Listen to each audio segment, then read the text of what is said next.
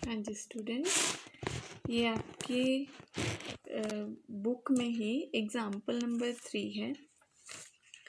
मैं आपको बताऊंगी कि अब जो आपने अभी अभी फॉर्मूलेशन या स्ट्रक्चर सीखी है इसको खुद कैसे बनाना है, क्योंकि आप देख सकते हो एग्जाम्पल नंबर 3 जो है ये एक इक्वेशन टाइप है। आपको इसको पढ़ के खुद आप अपना फॉर्मुलेट करना पड़ेगा लीनियर प्रोग्रामिंग का स्ट्रक्चर। अब कैसे करें, अपना क्वेश्चन ध्यान से पढ़ो और देखो कि उसकी स्ट्रक्चर किस साइड डायरेक्शन को जा रही है। जैसे हमारे पास इनपुट और आउटपुट अवेलेबल हैं किसके, दो अलग अलग प्रोसेसेस के, प्रोसेस 1 प्रोसेस 2। अभी ये जो डेटा है ये कुछ भी हो सकता था, तो इसको एट प्रेजेंट फोकस करने की ज़रूरत नहीं है। यहाँ ध्यान देना आपने कि क्वेश्चन में पूछा क्या जा रहा है। सबसे पहले जो अभी अभी हम क्लियर कट किया हमने, दैट वाज अबाउट स्ट्रक्चर, जिसमें सबसे पहली चीज़ क्या आती है, सबसे पहली चीज़ आती है ऑब्जेक्ट फंक्शन। तो हमें ऑब्जेक्ट फंक्शन बनाना पड़ेगा, वो मैक्सिमाइज का भी हो सकता है और मिनिमाइज का भी। अब ये क्या है क्वेश्चन, मैक्सिमाइज या मिनिमाइज, ये क्वेश्चन को पढ़ के ही क्लियर होगा। जैसे मैंने सारा क्वेश्चन पढ़ा और एंड में बोल रहा है द प्रॉफिट, तो प्रॉफिट के रिगार्डिंग डेटा भी दिया हुआ है, इसका मतलब प्रॉफिट को हम हमेशा बढ़ाना चाहते हैं। तो ये है मैक्सिमाइजेशन प्रॉब्लम। मैक्सिमाइज जेड, हम जेड से ही क्वेश्चन को स्टार्ट करते हैं जो हमें ऑब्जेक्ट फंक्शन में यूज करते हैं। मैक्सिमाइज जेड इक्वल्स टू, यानी हम किस ऑब्जेक्टिव को अचीव करना चाहते हैं, प्रॉफिट के, और वो क्या क्या रहा है, दोनों प्रोसेस 1 और 2 यानी 1 और 2 के लिए प्रॉफिट होना चाहिए 40 एंड 50 रिस्पेक्टिवली, यानी 40 प्रोसेस 1 के लिए, सो 40x1 प्लस 50x2 के लिए यानी प्रोसेस 2 के लिए। ये हमारा बन गया ऑब्जेक्ट फंक्शन और कंप्लीट, बिना किसी गलती के आप अपना ऑब्जेक्ट क्लियर कर चुके। अगर ये कॉस्ट वगैरह का डेटा होता तो यहाँ आ जाना था मिनिमाइज जेड। अब ये प्रॉफिट का था तो ये हुआ मैक्सिमाइज जेड। और डेटा क्योंकि दिया जाता है इसलिए आपको कभी सोचना नहीं पड़ता, जो दिया है बस लिख दो। तो फर्स्ट के लिए था 40 और सेकंड के लिए था 50, हमने लिख दिया ऑब्जेक्ट फंक्शन कंप्लीट, और कुछ नहीं लिखना। अब नेक्स्ट क्या है स्ट्रक्चर का part, subject to. Subject to क्या है, यहाँ कंस्ट्रेंट्स लिखी जाएंगी जो कितनी भी हो सकती हैं।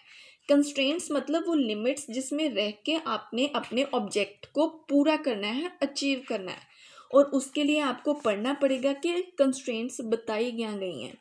कहते the maximum availability crude A के लिए maximum availability and B, crude B के लिए maximum availability 250 units and 200 units respectively, यानी 250 ए के लिए 200 बी के लिए। यहाँ पे मैं तो डायरेक्ट लिख सकती हूँ, पर आपको डाउट ना आ जाए इसके लिए अंडरस्टैंडिंग क्रिएट करने जा रही हूँ कि किस डायरेक्शन में मैं डेटा लूँ। कई बच्चे इधर को या इधर को लेना है या इस साइड को लेना है, कन्फ्यूज हो जाते हैं।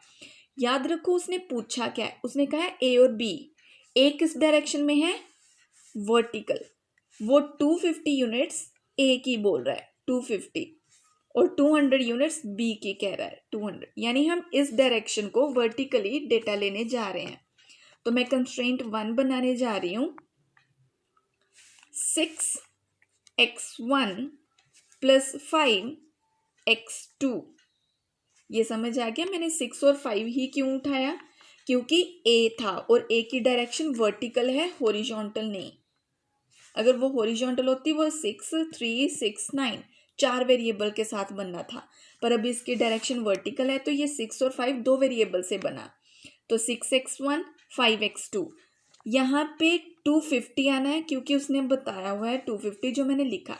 अब इशू है यहाँ पे साइन क्या लेके आना, आपने बस इस साइन पे ध्यान देना है, बाकी धीरे धीरे आपके लिए क्वेश्चन कुछ भी नहीं होगा क्योंकि डेटा डायरेक्शन वाइज आप बड़े आराम से लिख लोगे।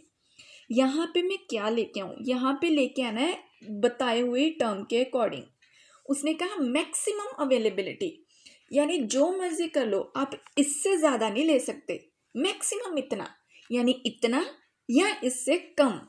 तो इतना या इससे कम का मतलब लेस देन और इक्वल्स टू, इतना यानी इक्वल्स या इससे कम यानी लेस देन। मैक्सिमम तो यही होता है, ज़्यादा से ज़्यादा इतना, इससे ज़्यादा नहीं मैं दे सकता, तो लेस देन या इक्वल्स टू। तो पहली कंस्ट्रेंट आपकी पूरी हो गई। अब दूसरी कंस्ट्रेंट बी के लिए बनाएंगे। अब बोलो क्या इक्वेशन बनेगी प्रॉपर। हाँ जी, 3x1 प्लस 6x2 कितने का टारगेट है, 200 का। अब फिर से कि मैं साइन क्या डालूं। अब देखो कि इसमें बोल क्या रहा है, वो 250 और 200 दोनों के लिए मैक्सिमम है, यानी कि वो अब भी सेम बात कह रहा है, ज़्यादा से ज़्यादा इतना, इससे ज़्यादा नहीं, यानी इससे कम या इससे बराबर। आपकी दूसरी कंस्ट्रेंट भी पूरी हो गई। अब हम करेंगे अगली कंस्ट्रेंट्स जो अगली दो बची हैं। कैसे करें, आगे जाके वो कह रहा है the market requirement shows that at least 150 units of gasoline x के लिए, तो अब डायरेक्शन आपको पता है इसलिए मैं लिख देती हूँ 150, और 130 यूनिट्स ऑफ गैसोलीन वाई के लिए 130। क्लियर। इसका मतलब 6x1 5x2 और यहाँ पे आ गया 150 एज पर मेंशन्ड डेटा। अब साइन क्या लेके आऊं, देखो कि एग्जामिनर ने कहा क्या है। उसने कहा है एटलीस्ट, यानी कम से कम इतना, एटलीस्ट कटो कट इना। तो कम से कम इतना मतलब ज्यादा जितना मर्जी कर लो, पर कम से कम इतना जरूर करना, यानी ज्यादा मैक्सिमम जितना मर्जी या इसके बराबर, यानी कम से कम इतना तो होना ही चाहिए, ज्यादा जितना मर्जी कर लो। और last constraint 9x1 5x2 130 given data है, और सेम लाइन एटलीस्ट इसके लिए भी काम करिए, यानी कम से कम इतना, ज़्यादा जितना मर्जी। तो आपने चारों कंस्ट्रेंट्स बना ली। अब आखिरी काम जिस पे आपको कभी सोचना नहीं पड़ता है वो होता है वेयर। मैं पहले भी बता चुकी हूँ आपको, ज़रूरी नहीं है कि यहाँ आपने वेयर लिखना है, फिर भी चलो वेयर कितने वेरिएबल हैं, 2 variable x1 x2। Non negativity क्या कहती है, ये हमेशा बड़ा या बराबर होगा 0 के। Question complete. इससे ज़्यादा आपने और कुछ नहीं करना, आपने फॉर्मुलेशन करनी थी। फॉर्मुलेशन के लिए ज़रूरी था कि आपको स्ट्रक्चर आए, जो मैंने वीडियो 1 में सिखाया। वीडियो 2 में इसमें मैं आपको बताया कि इसको बनाना कैसे है। तो आपने ऑब्जेक्ट फंक्शन बनाया कि टारगेट देखा, बढ़ाने वाला या कम करने वाला। ये बढ़ाने वाला था तो मैक्सिमम वेरिएबल्स को यूज़ किया जो उसने दिया हुआ था। फिर बनी कंस्ट्रेंट्स, पेन चलो इसी से कर देती हूँ। इतना जो था वो हमारा ऑब्जेक्ट फंक्शन है, इतना जो है वो हमारी कंस्ट्रेंट्स है, यानी हम ये ऑब्जेक्टिव अचीव कर सकते हैं इन कंस्ट्रेंट्स को फॉलो करके। और नॉन नेगेटिविटी हमेशा सेम रहेगी कि ये 0 से कम नहीं होना चाहिए, 0 से बड़ा या बराबर हो सकता है। किसी को डाउट है तो पूछ लो।